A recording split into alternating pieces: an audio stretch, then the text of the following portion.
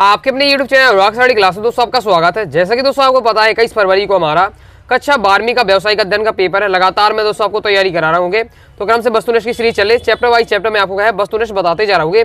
तो पार्ट ये आपका तीसरा है। पार्ट 1 में दोस्तों मैंने आपको कहा अध्याय 1 से लेकर अध्याय 3 तक। पार्ट 2 में मैंने आपको अध्याय आपके 4 से लेकर आपके 6 तक, और आपका अध्याय ये आपका पार्ट 3 है। इसमें हम आगे के 3 चैप्टर देख लेंगे। जितना हो सके उतने हम चैप्टर निपटाने की कोशिश करेंगे। तो वीडियो को ध्यान से अंदर देखिए। और क्रम से वीडियो देखना चाहते हैं बिल्कुल अलग से प्लेलिस्ट बना दी है, क्लास 12 व्यवसायिक अध्ययन बिजनेस स्टडीज है 2024 इंपॉर्टेंट क्वेश्चन के नाम से। तो प्लेलिस्ट पर जाकर क्रम से वीडियो देखते जाइए। तो सही विकल्प देख लेते। पहला हमारा निर्देशन में सम्मिलित नहीं है। हमारा अध्याय 7 है निर्देशन हो गए, इसके हम वस्तुनिष्ठ देखेंगे पहले। तो हमारा पहला है निर्देशन में सम्मिलित नहीं है, तो इसका राइट आंसर सभी मतलब मार्गदर्शन सम्मिलित है। ओके, तो सम्मिलित है, मार्गदर्शन भी सम्मिलित है, कुशल नेतृत्व भी अभिप्रेरण, ये सब सम्मिलित है। आगे देख लेते हैं। नेक्स्ट है दोस्तों हमारा संस्था के लक्ष्य एवं उद्देश्यों की पूर्ति में सहायक होते हैं। तो कौन सहायक होते हैं? इसका राइट आंसर हो जाएगा आपका आ और बा, मतलब व्यक्तिगत प्रयास भी और सामूहिक प्रयास भी, दोनों क्या है आवश्यक होते हुए।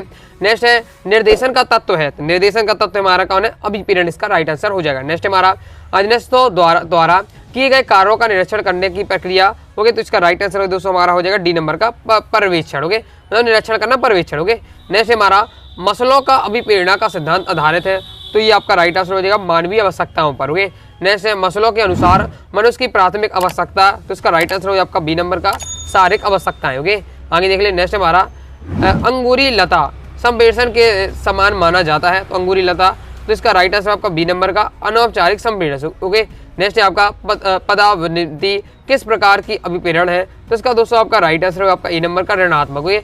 फिर नेक्स्ट हमारा अमौद्रिक अभिप्रेरण, तो इसका राइट आंसर होगा आपका डी नंबर का नौकरी की सुरक्षा। नेक्स्ट है पर्यवेक्षण आवश्यक है, तो इसका राइट आंसर आपका डी नंबर का सभी स्तर पर होगे। कंप्लीट हो जाता। अब दोस्तों हम देखेंगे रिक्सानों की पूर्ति होगी। तो हमारा पहला है डैश प्रबंध के प्रत्येक स्तर पर निष्पादित होता है।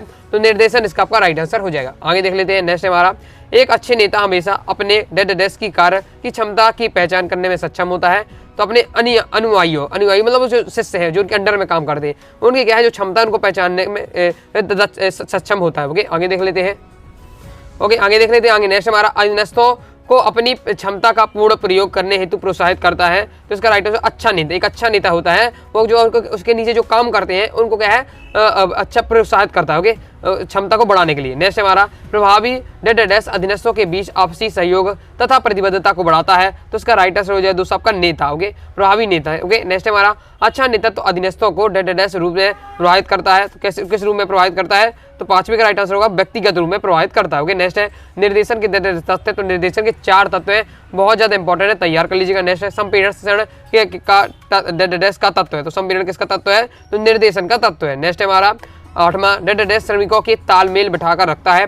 तो 8वें का राइट पर्यवेक्षक होता है, वो श्रमिकों में क्या तालमेल बिठाकर रखता है। नेक्स्ट हमारा डैश कर्मचारियों को अपनी स्वेच्छा से कार्य करने के लिए प्रेरित करता है। तो हो जाएगा अभिप्रेरण, इसका पर राइट आंसर हो जाएगा। अभिप्रेरण कर्मचारियों को। नेक्स्ट हमारा अनौपचारिक संप्रेषण को डैश संप्रेषण भी कहते हैं। तो इसका राइट आंसर अंगूरी लता इसका राइट आंसर हो जाएगा। ओके, अब दोस्तों हम देख लेते हैं सही जोड़ियां बनाइए। ओके, तो सही जोड़ी इस प्रकार से दी है। आंसर भी आप ये देख रहे हैं, आंसर दिए हैं, स्वयं आप मिलाने का प्रयास करिएगा और प्रैक्टिस करिएगा। आंसर भी आप यहाँ से मिला लीजिए। ओके, आगे देख लेते हैं। नेक्स्ट हमारा सत्ता ये सत्ता में पहला है पर्यवेक्षण अपने अधीनस्थों के कार्य निष्पादन में आने वाली समस्याओं को दूर करता है। तो बिल्कुल सत्य हो जाएगा हमारा ये। और नेक्स्ट अच्छा तथा प्रभावी निर्देशन प्रदान करता है, एक चुनौतीपूर्ण कार्य है। ओके, तो ये भी आपका क्या है सत्य हो जाएगा। नेक्स्ट है औपचारिक संगठन के अंतर्गत अनौपचारिक समूह तथा संगठन पाए जाते हैं। तो ये अभी हमारा क्या सत्य हो जाएगा। नेक्स्ट हमारा अभिप्रेरण करते समय कर्मचारियों की आवश्यकताओं योग्यता व उनके दृष्टिकोण को ध्यान में रखना आवश्यक नहीं है। तो ये हमारा क्या ये सत्य हो जाएगा। ओके, नेक्स्ट हमारा आदेश एक से अधिक अधिकारियों से प्राप्त होने पर क्या है भ्रांति पैदा करते हैं। तो ये हमारा क्या बिल्कुल सत्य हो जाएगा। ओके, मान लीजिए आपके लोग आप जैसे आप हैं तो आपको क्या भैया भी आपसे काम करने के लिए कह रहा, आपकी मम्मी भी, आपके पापा जी भी, तो आप कंफ्यूज है भाई किसका काम करोगे। तो ये वही बताइए, जैसे अगर आपको क्या है आदेश एक से अधिक लोगों द्वारा प्राप्त हो रहा तो फिर आपको भ्रामकता स्थिति पैदा हो जाएगी। नेक्स्ट है कार्य कुशलता और परिश्रमिक दोनों एक दूसरे के क्या पूरक होते हैं। तो ये भी आपको बहुत ज्यादा इंपॉर्टेंट है और ये हमारा सत्य हो जाएगा। ओके, आगे देख लेते हैं। नेक्स्ट हमारा अभिप्रेरण व्यक्तियों की आवश्यकताओं की संतुष्टि पर निर्भर नहीं करती है। तो ये हमारा क्या हो जाएगा सत्य हो जाएगा। ओके, नहीं करती हुई। नेक्स्ट है संप्रेषण मौखिक तथा अथवा लिखित तो हो सकता है। तो हमारा ये हो जाए असत्य हो जाएगा, ये आपका सत्य हो जाएगा। नेक्स्ट हमारा अनौपचारिक संप्रेषण अधिकारिक तौर पर होते हैं। तो ये भी हमारा सत्य हो जाएगा। नेक्स्ट हमारा संप्रेषण करते समय संस्था के भविष्य के लक्ष्यों को भी क्या है ध्यान में रखना चाहिए। तो बिल्कुल सही है। ओके, सत्य हो जाएगा। अब दोस्तों हम देख लेते एक शब्द एक वाक्य में उत्तर। पहला हमारा किस स्तर पर पर्यवेक्षण की आवश्यकता अधिक होती है, तो ये हमारा हो जाते हैं आपके निम्न स्तर पर। निम्न स्तर पर क्या है, पर्यवेक्षण की आवश्यकता ज्यादा होती है। नेक्स्ट है आपका मौद्रिक अभिप्रेरणा का उदाहरण लिखिए, तो हो जाएगा बोनस। मौद्रिक अभिप्रेरणा का उदाहरण क्या हो जाता है, बोनस, इसका राइट आंसर हो जाएगा। ओके, जैसे कहा जाता है नौकरी में अगर बोनस दिया जाएगा, ओके, तो आपकी वेतन और बढ़ जाएगी, इस प्रकार। ओके, नेक्स्ट आपका अमौद्रिक अभिप्रेरणा का एक उदाहरण देना है। अमौद्रिक अभिप्रेरणा का राइट आंसर होगा सेवा। सेवा इसका राइट आंसर हो जाएगा। नेक्स्ट है मसलों के अनुसार मनुष्य सर्वप्रथम कौन सी आवश्यकता को संतुष्ट करने का चाहता है, तो कौन सी भौतिक आवश्यकताओं को। ओके, नेक्स्ट है आपका संगठन के लाभ में कर्मचारी को हिस्सा देना कौन सी अभिप्रेरणा है, तो इसे हो जाएगा मौद्रिक अभिप्रेरणा। ओके, नेक्स्ट है आपका संप्रेषण, जिसमें विचारों एवं सूचनाओं का आदान प्रदान आधिकारिक तौर पर होता है, तो ये राइट आंसर आपका हो जाएगा लोकतांत्रिक शैली में। ओके, नेक्स्ट है आपका किस प्रकार के संप्रेषण तंत्र में अधीनस्थ केवल अधिकारी के माध्यम से संप्रेषण करते हैं, तो उसका राइट आंसर आपका औपचारिक संप्रेषण में। ओके, नेक्स्ट हमारा संप्रेषण में ध्वनि के से क्या तात्पर्य है, ध्वनि से तात्पर्य है होता है आपका संप्रेषण में बाधा है। ओके, नेक्स्ट देख लेते हैं किस प्रकार की नेतृत्व शैली में अधीनस्थों की सलाह से निर्णय लिए जाते हैं, तो हो जाएगा आपका अनौपचारिक संप्रेषण में। ओके, नेक्स्ट हमारा किस प्रकार की नेतृत्व शैली में अधीनस्थों को केवल एक तरफा संप्रेषण दिया जाता है, तो निरंकुश, निरंकुशता इसका राइट आंसर आपका हो जाएगा। ओके, आगे देख लेते हैं। अब दोस्तों हमारा नेक्स्ट चैप्टर नियंत्रण, इससे देख लेते हैं। ओके, विकल्प, तो पहला हमारा नियंत्रण प्रबंध कार्य है, तो नियंत्रण प्रबंध कार्य है। ओके, तो इसका राइट आंसर हो जाएगा अंतिम कार्य है। ओके, नियंत्रण का प्रबंध अंतिम कार्य। ओके, नेक्स्ट हमारा आपका प्रधान की है, आपका प्रबंधकीय नियंत्रण किया जाता है, तो इसका राइट आंसर आपका उच्च प्रबंधकों द्वारा। ओके, नेक्स्ट है नियंत्रण संबंधित है, तो किससे संबंधित है, इसका राइट आंसर हो जाएगा आपका परिणाम से। ओके, नेक्स्ट है नियंत्रण प्रक्रिया का प्रथम चरण है, तो नियंत्रण प्रक्रिया का जो आपका प्रथम चरण है वो होता है प्रमाण निर्धारण करना। आगे देख लेते हैं।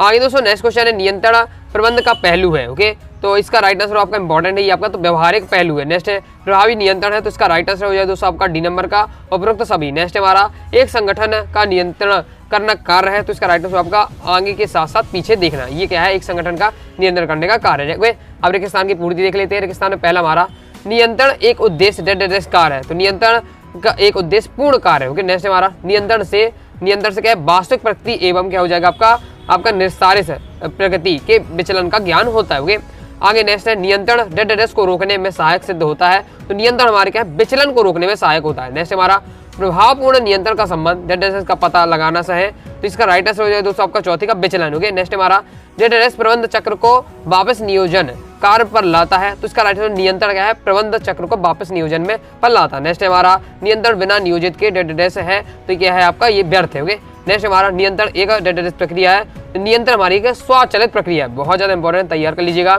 नेक्स्ट है व्यावसायिक उपकरण के लिए नियंत्रण डेड आवश्यक है, तो अति आवश्यक है। ओके, कंप्लीट हो जाता है। अब दोस्तों हम देखेंगे सत्तासत। ओके, सत्तासत में पहला हमारा यदि नियोजन नहीं है तो नियंत्रण का कोई आधार नहीं है, तो ये आपका बिल्कुल सत्य हो जाएगा, मतलब नियोजन आवश्यक है नियंत्रण के लिए। ओके, नेक्स्ट नियोजन मूल्यांकन प्रक्रिया है और नियंत्रण आदेशात्मक प्रक्रिया है, तो ये आपका सत्य हो जाएगा। नेक्स्ट है नियंत्रण आगे देखने वाला कार्य है, तो ये भी हमारा सत्य हो जाएगा। ओके, ये आपका हो जाता है, क्योंकि क्या है आगे के साथ साथ पीछे भी देखना पड़ता है, तो ये आपका इसमें आगे देखने की बस बात हो रही, तो आपका सत्य हो जाएगा। ओके, नेक्स्ट नियंत्रण प्रबंध का सहायक कार्य है, तो चौथा हमारा क्या हो जाएगा, सत्य हो जाएगा ये भी। नेक्स्ट नियंत्रण प्रबंध का अंतिम कार्य है, तो ये हमारा क्या हो जाएगा, ये हमारा सत्य हो जाएगा। नेक्स्ट हमारा नियंत्रण एक सतत जारी रहने वाली प्रक्रिया है, तो ये हमारा क्या, ये भी सत्य हो जाएगा। नेक्स्ट हमारा नियंत्रण से अनुशासन की स्थापना होती है, तो ये भी हमारा सत्य हो जाएगा। ओके, कंप्लीट हो जाता। अब दोस्तों हम देख लेते हैं एक वाक्य में उत्तर। तो पहला इसमें हमारा नियंत्रण प्रक्रिया में वास्तविक निष्पादन की तुलना किससे की जाती है, तो क्या है, निर्धारित निष्पादन से की जाती है। नेक्स्ट है नियंत्रण किस ओर देखने वाला कार्य है, तो नियंत्रण क्या है, आगे के साथ साथ पीछे देखने वाला कार्य। ओके, मैं बता ही चुका हूँ ओके आपको भी। नेक्स्ट है नियंत्रण प्रणाली कठोर होनी चाहिए या लचीली, तो नियंत्रण प्रणाली क्या है, हमेशा लचीली होनी चाहिए, तो लचीली राइट आंसर होगा। नेक्स्ट नियंत्रण मुख्यतः किस पर आधारित है, नियंत्रण मुख्यतः नियोजन पर आधारित, और ये क्वेश्चन बहुत ज्यादा महत्वपूर्ण है, ध्यान रखिएगा। नेक्स्ट है नियंत्रण की कोई एक सीमा बताइए, तो नियंत्रण की सीमा है आपके प्रमापों के निर्धारण में क्या कठिनाई होती है। कंप्लीट हो जाता है। अब दोस्तों हमारा नेक्स्ट चैप्टर आ जाता है अध्याय 9 व्यावसायिक वित्त, इससे देख लेते हैं वस्तुनिष्ठ। ओके, अभी तक आप दोस्तों हमने यह वीडियो को लाइक नहीं, वीडियो लाइक करें, सब्सक्राइब जरूर करिएगा। कोई दोस्तों डाउट आता है कमेंट बॉक्स आप जरूर पूछ लीजिएगा। नेक्स्ट हमारा व्यवसायिक वित्त का प्रकार है, तो व्यवसायिक वित्त का हमारा प्रकार है उपयुक्त सभी, मतलब अल्पकालीन वित्त भी, आपका मध्यकालीन वित्त, दीर्घकालीन वित्त, ये सभी आपके व्यवसायिक वित्त के प्रकार है। ओके, नेक्स्ट में व्यवसायिक साख है, तो व्यवसायिक साख का राइट आंसर आपका डी नंबर का उपयुक्त सभी, मतलब विनिमय विपत्र भी, प्रतिज्ञा पत्र भी, हुंडी भी, ये सब आपके यहाँ व्यवसायिक साख है। नेक्स्ट है जोखिम पूंजी की विशेषता होती है, तो जोखिम पूंजी की विशेषता होती है आपके स्वामित्व कोष। ओके, नेक्स्ट हमारा ऋण आधारित कोष है, तो ऋण आधारित कोष हो जाएगा दूसरा आपका ऋण पत्र। ओके, नेक्स्ट हमारा वित्त का सबसे सस्ता स्रोत है, तो वित्त का सबसे सस्ता स्रोत हो जाएगा दोस्तों आपका ऋण पत्र। नेक्स्ट हमारा कार्यशील पूंजी का स्रोत है, कार्यशील पूंजी का स्रोत है हमारा उपयोग सभी, मतलब लेन देन भी, बैंक अधिविक्रय और रोकड़ विक्रय भी। ओके, नेक्स्ट है कार्यशील पूंजी निर्धारक है, तो इसका राइट आंसर हो जाएगा आपका डी नंबर का उपयोग तो सभी। ओके, नेक्स्ट हमारा चालू संपत्तियां वह संपत्तियां होती है जो रोकड़ में क्या है परिवर्तित होती है, राइट आंसर आपका बी नंबर का हो जाएगा 1 साल के अंदर। नेक्स्ट हमारा स्थायी संपत्ति में क्या शामिल नहीं है, तो स्थायी संपत्ति में हमारा आपका क्या है शामिल नहीं है, स्टॉक शामिल नहीं। ओके, बाकी आपका क्या है, क्योंकि आपको पता है मशीन है हमारी, भवन है, फर्नीचर, ये स्थायी रहता है स्टॉक, लेकिन आपके फिक्स नहीं रह पाएंगे। नेक्स्ट हमारा निम्न में से ओके, नेक्स्ट हमारा निम्न में से वित्तीय निर्णय कौन सा है, तो इसका राइट आंसर आपका डी नंबर का उपयोग सभी, मतलब ये सभी आपके वित्तीय निर्णय। आगे देख लेते हैं दोस्तों, हम देखेंगे ऋण किसानों की पूर्ति हो गई, तो पहला हमारा वित्तीय प्रबंध समान प्रबंध की डेस है, तो शाखा हो जाएगा। इसी बार से दोस्तों मैं लगातार प्रैक्टिस करेंगे, प्रत्येक चैप्टर जब हम पूरे वस्तुनिष्ठ पढ़ लेंगे, समझ लेंगे, हमारा क्या कंसेप्ट डेवलप हो जाएगा, तो फिर आप क्या किसी प्रकार की वस्तुनिष्ठ आपको कर पाएंगे। जिस प्रकार से मैं बता रहा हूँ इसी प्रकार से आपके बोर्ड एग्जाम में आते, कोई अलग नहीं आते। ओके, तो इसलिए आपको प्रैक्टिस करना आवश्यक है। क्योंकि हम फैक्ट से तो कह नहीं सकते इतने सारे में से कौन सा आपको यही आना है, इन्हीं में से लेकिन आपको देखने को मिलेगा। ओके, नेक्स्ट आपका दीर्घकालीन वित्त नियोजन डेस वर्ष या अधिक के लिए होता है, तो राइट है 5 वर्ष या इससे अधिक के लिए होता है। ओके, नेक्स्ट है भूमि या भवन में विनियोग डेस पूंजी का प्रतिनिधित्व करता है, तो स्थायी पूंजी का आपका प्रतिनिधित्व करता है। नेक्स्ट है हमारा अल्पकालीन वित्तीय नियोजन समानता डेस वर्ष के लिए आधारित होता है, तो इसका राइट आंसर हो जाए आपका 1 से 2 वर्ष के लिए आधारित होता है, 1 से 2 इसका राइट आंसर हो जाए। नेक्स्ट है चालू संपत्तियों का योग डेस पूंजी कहलाती है, तो इसका राइट आंसर आपका कार्यशील पूंजी कहलाती है। नेक्स्ट है सार्वजनिक उपयोग में उपक्रमों में डेस कार्यशील पूंजी की आवश्यकता होती है, तो राइट आंसर अधिक कार्यशील पूंजी की आवश्यकता होती है। नेक्स्ट है हमारा वित्तीय प्रबंध डेस के अल्प व्यय को न्यूनतम करता है, तो राइट आंसर हो जाए दोस्तों हमारा पूंजी, आपको इसका पूंजी के अपव्यय को क्या न्यूनतम करता है। नेक्स्ट हमारा वित्तीय प्रबंध का उद्देश्य अनावश्यक तथा अधिक मात्रा के डेस से बचना होता है, तो राइट आंसर हो दोस्तों हमारा वित्त अधिक क्या अधिक अनावश्यक और अधिक वित्त से बचना होता है। नेक्स्ट हमारा समस्त अंशधारियों को कंपनी में डेस का अधिकार होता है, क्या अधिकार होता है, वोटिंग करने का अधिकार होता है। नेक्स्ट है मुद्रा बाजार डेस में व्यवहार करता है, मुद्रा बाजार जो आपका है अल्पकालीन प्रतिभूतियों पर क्या व्यवहार करता है, वो कंप्लीट हो जाता है। फिर दोस्तों हमारी आ जाती है इस चैप्टर की सही जोड़ियां, जिस प्रकार से दी है सही जोड़ियां, उनका आपके आंसर भी दिए हैं, आप स्वयं प्रैक्टिस करिएगा, स्क्रीनशॉट ले लीजिए दोस्तों। वीडियो को फुल क्वालिटी में देखिएगा तो आपको क्या समझने में दिक्कत नहीं होगी। इसके आगे आपकी एक और सही जोड़ी है, तो इसे भी आप प्रैक्टिस करिएगा, आंसर आपके ये दिए हुए। अब दोस्तों हम देखेंगे सत्तासत। ओके, सत्तासत में पहला हमारा वित्तीय प्रबंध समान प्रबंध का एक अंग है, तो ये दोस्तों हमारा क्या है सत्य हो जाएगा। आगे देख लेते हैं। आगे दोस्तों नेक्स्ट है पूंजी बाजार एक संगठित बाजार होता है, तो ये भी हमारा सत्य हो जाएगा। नेक्स्ट हमारा वित्तीय प्रबंध की उपयोगिता अंशधारियों के लिए नहीं होती है, तो ये हमारा क्या हो जाएगा, ये हमारा असत्य हो जाएगा। ये हमारा सत्य हो गया, और ये हमारा दूसरा भी इसमें क्या है असत्य हो जाएगा, ये भी सबका सत्य रहेगा। पूंजी बाजार क्या है एक संगठित बाजार नहीं होता, तो ये भी आपका सत्य होगा। ओके, आगे देख लीजिए। आगे नेक्स्ट हमारा पूंजी व्यवसाय का जीवन रक्त है, पूंजी व्यवसाय का क्या जीवन का रक्त है, तो ये आपको बिल्कुल क्या हो जाएगा, ये आपको बिल्कुल सत्य हो जाएगा। नेक्स्ट हमारा वित्तीय प्रबंध में वित्तीय संस्थानों को लाभ प्राप्त होता है, तो ये आपका सत्य हो जाएगा।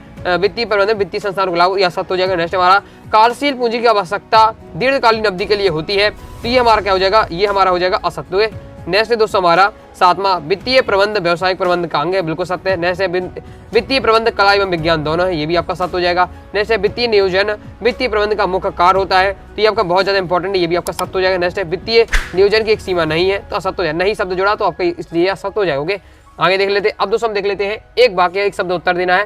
पहला है दोस्तों हमारा वित्तीय नियोजन का हृदय किसे कहा जाता है, बहुत ज्यादा महत्वपूर्ण है। लाभ हानि खाता को क्या है, वित्तीय नियोजन का हृदय कहा जाता है। नेक्स्ट है वित्तीय विवरणों से विभिन्न अनुपातों की गणना क्या कहलाती है, तो आपकी क्या है अनुपातिक विश्लेषण आपकी कहलाती है। नेक्स्ट हमारा कच्चा माल क्रय करने के लिए किस पूंजी का उपयोग किया जाता है, तो कार्यशील पूंजी का उपयोग किया जाता है। नेक्स्ट है स्थायी पूंजी प्राप्त करने का सबसे सस्ता स्रोत कौन सा है, तो स्थायी पूंजी प्राप्त करने का सबसे सस्ता स्रोत है आपका ऋण पत्र, अभी हम देख चुके हैं। ओके, हमने एक वाक्य में उसमें देखा था अपने विकल्प में। ओके, नेक्स्ट देख लेते हैं हम वित्तीय नियोजन में पूंजी का उपयोग कैसे होना चाहिए, तो क्या है दीर्घकालीन वित्तीय उद्देश्य के लिए होना चाहिए। ओके, नेक्स्ट है वित्तीय आवश्यकताओं का पूर्वानुमान कौन लगाता है, तो इसका राइट आंसर हो जाएगा कौन लगाता है, वित्तीय प्रबंधक लगाता है। नेक्स्ट हमारा व्यवसाय का जीवन रक्त किसे कहते हैं, तो इसका राइट आंसर है आपका वित्त को कहते हैं। नेक्स्ट है चालू संपत्ति एवं चालू दायित्व के अंतर को क्या कहते हैं, तो इसे हम कहते हैं कार्यशील पूंजी कहते हैं। नेक्स्ट है अत्यधिक परिवर्तन व्यय का परिणाम क्या होता है आपका अति पूंजीकरण होता है। ओके, नेक्स्ट है आपका श्रमिकों द्वारा किस स्थिति में अधिक परिश्रम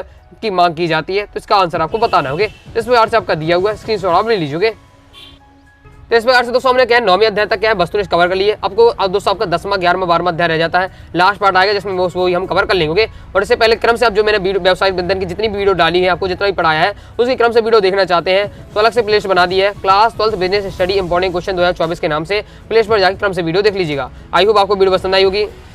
वीडियो पसंद आया वीडियो लाइक करें, चैनल मिल गया दोस्तों, कोई डाउट था कमेंट बॉक्स में आप जरूर पूछ लीजिएगा। टाइम चलो जानिए, टाइम चलो जान कर लीजिएगा, साथ ही इंस्टाग्राम फॉलो कर लीजिएगा। मिलते हैं नेक्स्ट वीडियो में, तब तक के लिए बाय बाय।